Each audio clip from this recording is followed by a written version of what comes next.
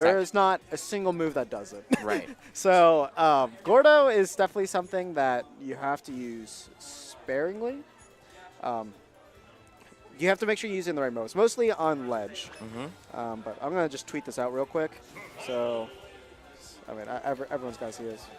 And then, like, one of the things that I would expect that would be one of the things, like, when Duck Hunt's in advantage, he really doesn't have to put that much pressure with the can. He can just set it down because if the King DDD is not on the ground, he's jumping. So you just have to make sure that the can's in front of you, and you can start mashing B to control airspace. And then just kind of wait for the landing and put pressure like that.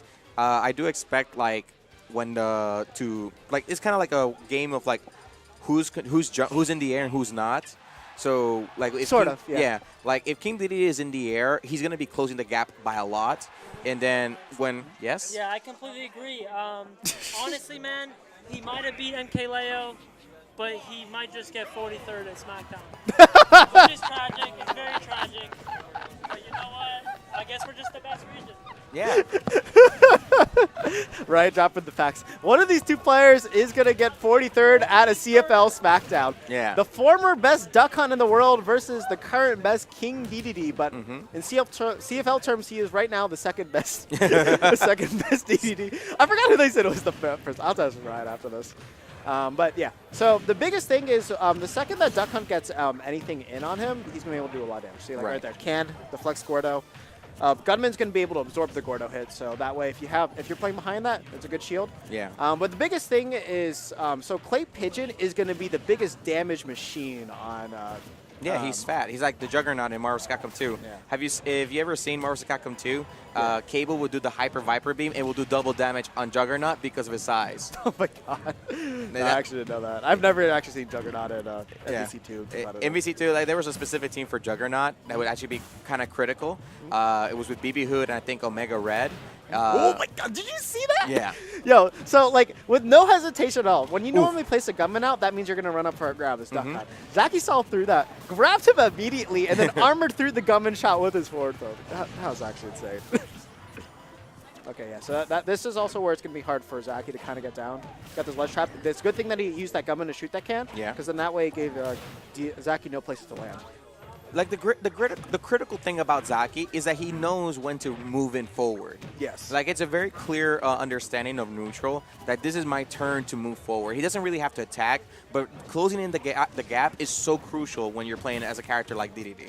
Yes, no, it really is. And like honestly, there's nobody else that can show it off better than Zaki. Like, have you played against him yet? No, I have not. I haven't had the chance. So if you get a chance today play against him, you will not play a better person with fundamentals like that.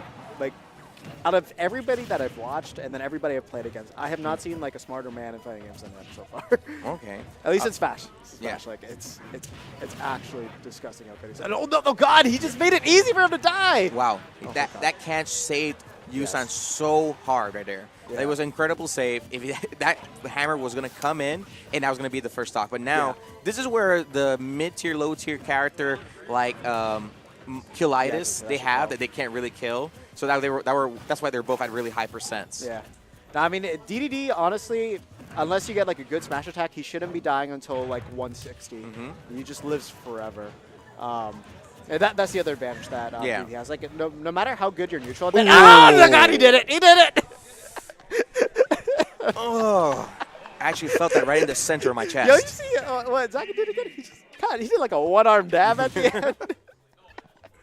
Wow. Oh man. Yeah, so it could be that Yusan is getting a quick 43rd at CFL Smackdown. I mean, that's what I was saying. It's like I had a strong feeling that Zaki's got the advantage just in terms of like he's played this a lot with Raida, so he kind of knows the best way to deal with it. And then you know, although Yusan does play online quite a bit, he hasn't really played against like a DDD of this caliber.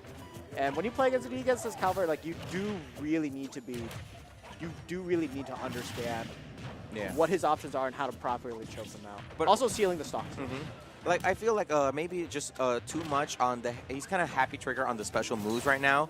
He kind of, I feel like I'm no expert on the Duck Hunt, but he's jumping a lot. He's throwing a lot of special moves. Maybe he could handle well with just more tilts, because the fast tilts could definitely deter the DDD approach. The tilts aren't the issues. It's more of the spacing that he's doing. Yeah. And then where he's placing the projectiles. The projectile approach is what you want to take.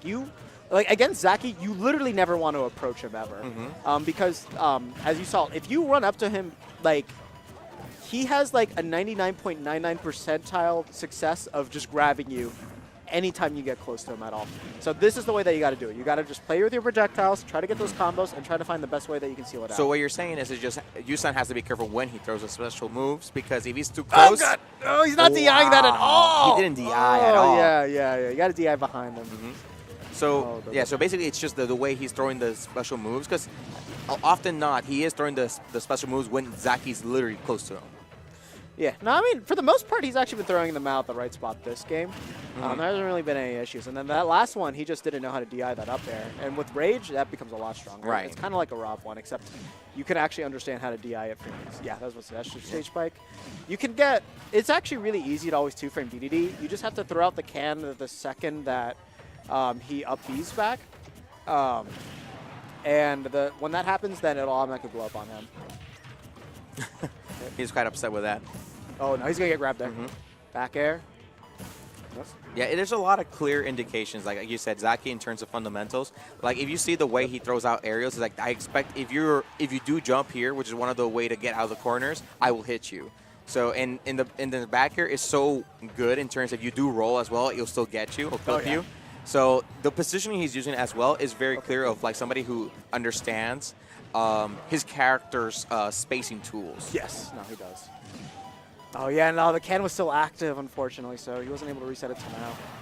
That's not going to... Oh, finally gets the kill. I think he may have DI'd a little bit upwards there, too, because he did look like he was going to survive, and he still... The can was kind of stale still, so... Man, I thought he was going to get another...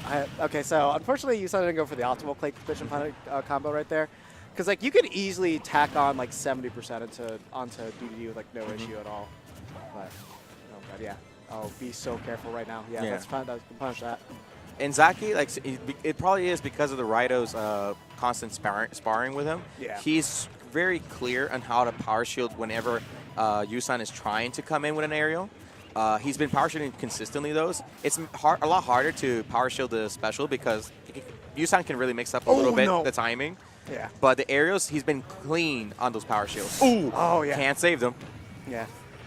Yeah, so general rule is this. Until you're at 150, you shouldn't die. So it's like if you want to make sure you want to avoid any 50-50 situations, it's not a bad idea to go for can aside. Right there, he actually really pushed Zaki all the way out. You3 did a great wall with the clay pigeon. Oh, yeah. Oh, he snuffed that one out. Wow, did you see how Zaki really forced him to roll like that? Wow. That's the thing. You never roll towards him. You got to go away. Almost every single time, away. Yeah. Like I was trying to mention from the previous moment where You3 put a giant wall of the projectiles. Yeah. He threw the can upwards. He threw the clay pigeon, and then like the cowboy was there to cover a lot of options. And Zaki was in that one area he wasn't. Zaki had to just go all the way to the other stage because he just could not go inside. But then it just went back to neutral, and then Zaki managed to get in and put on pressure, forced You3 to roll, and